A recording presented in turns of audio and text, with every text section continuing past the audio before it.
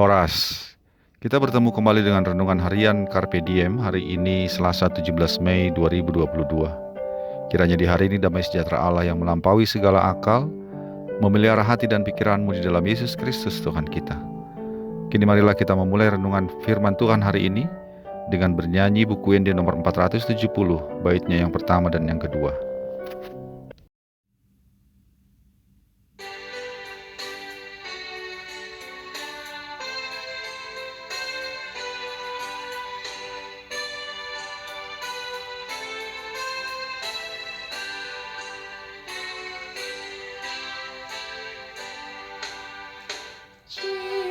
Yesus walaupun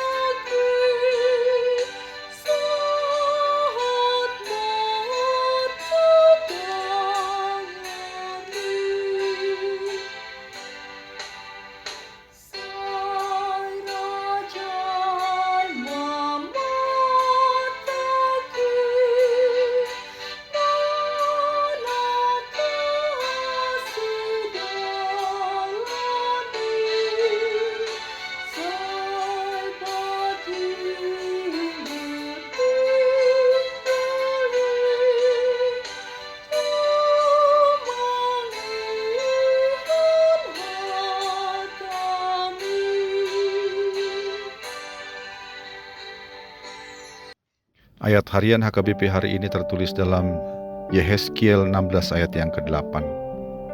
Maka aku lalu dari situ dan aku melihat engkau. Sungguh engkau sudah sampai pada masa cinta birahi. Aku menghamparkan kainku kepadamu dan menutup auratmu. Dengan sumpah aku mengadakan perjanjian dengan engkau. Demikianlah firman Tuhan Allah, dan dengan itu engkau aku punya. Saya pernah melihat sebuah video di YouTube seekor anjing yang dibuang oleh pemiliknya, kurus kering, bulunya sudah rontok di mana-mana, hanya terlihat kulit dan tulang. Lalu kemudian penuh koreng dan bahkan ada luka yang dalam, sudah bernanah dan berbelatung. Anjing ini terlantar di jalan. Lalu oleh karena belas kasihan seseorang ia diambil dan kemudian diselamatkan hidupnya.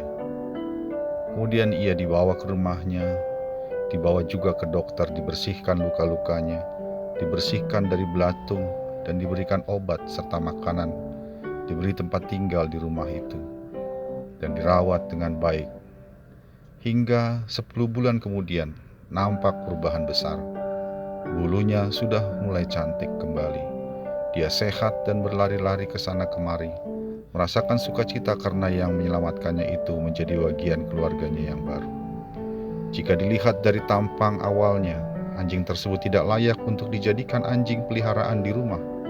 Namun karena belas kasihan dan kasih sayang serta cinta orang yang menyelamatkan itu, ia menjadi anjing yang baru, yang sehat dan yang cantik.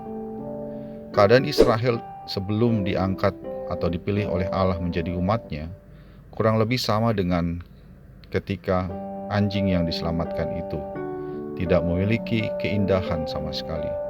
Bahkan di ayat 5 dalam perikop yang sama dengan firman Tuhan hari ini dikatakan bahwa Israel tidak dipandang oleh siapapun karena tidak ada keindahan dan bahkan dibuang ke padang.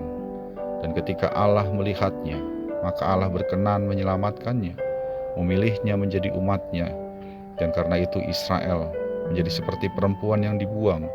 Lalu Allah memberikan baju untuk menutup auratnya dan memelihara Israel menjadi bangsa yang cantik, yang besar, yang dikagumi oleh bangsa-bangsa. Demikianlah kasih Allah kepada umat Israel, bukan karena kecantikan atau kehebatan Israel, sehingga Allah memilih mereka, namun semata karena Allah memilih dan mengasihi umat itu, sehingga Israel dipilihnya untuk menjadi umat kesayangannya. Dan Allah berharap bahwa Israel menjadi miliknya yang setia dengan perjanjian keselamatan yang diberikan Allah untuk umatnya itu. Sahabat Carpe Diem yang dikasihi Tuhan, demikianlah Allah mengasihi kita, yang memilih kita untuk menjadi Allah yang menyelamatkan dan juga memelihara kehidupan kita. Menjadi Allah yang selalu menolong, menguatkan, dan memampukan kita untuk menjalani kehidupan kita, apapun yang terjadi, apapun yang kita hadapi. Semata bukan karena kehebatan kita, atau karena baiknya perbuatan kita, atau karena pengorbanan yang kita lakukan bagi Allah dan bagi sesama. Namun, karena Allah berbelas kasihan kepada kita. Dia memilih kita untuk menjadikan kita umat-Nya dan bagian dari perjanjian kasih yang menyelamatkan, perjanjian kasih yang menyertai kehidupan kita. Kesadaran akan hal ini tentu membawa kita pada suatu sikap untuk rendah hati di hadapan Allah dan terlebih juga di hadapan sesama. Tahu tidak ada yang dapat kita banggakan, tidak ada yang dapat kita jadikan sebagai dasar untuk hidup dalam kemegahan kalau kita melihat bagaimana kasih Allah memilih kita. Kesadaran akan hal ini pun membawa kita pada suatu konsep hidup yang selalu memuliakan Allah. Sebab kita yang terbuang oleh karena dosa telah dipilih Allah, diangkat Allah, dan diselamatkan Allah menjadi umat kesayangannya oleh perjanjian kasih dan keselamatan. Dia, Allah di dalam Yesus Kristus, adalah Allah yang sungguh-sungguh mengasihi kita, yang telah mengangkat kita dari kehinaan karena dosa, memelihara kita, dan menjadikan kita manusia baru yang penuh keindahan dalam kehidupan bersama Dia. Karena itu marilah kita muliakan Dia, Sang Pemilik hidup kita, Sang Allah Maha Pemurah yang mencintai dan mengasihi kita. Amin. Marilah kita berdoa. Ya Allah Bapa di dalam Yesus Kristus, terima kasih bahwa Engkau adalah Allah yang berbelas kasihan kepada kami.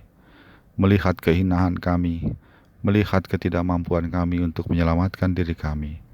Engkau memilih kami dan mengangkat kami menjadi umat-Mu, menyelamatkan kami melalui pengorbanan Yesus Kristus di kayu salib. Biarlah ya Bapa kesadaran itu membawa kami kepada suatu sikap hidup yang selalu bersyukur kepadamu dan memuliakan Engkau sebab Engkau adalah Allah yang telah memiliki kami. Mampukan kami ya Bapa mengasihi Engkau sebab Engkau lebih dahulu mengasihi kami. Dalam Yesus Kristus kami berdoa. Amin.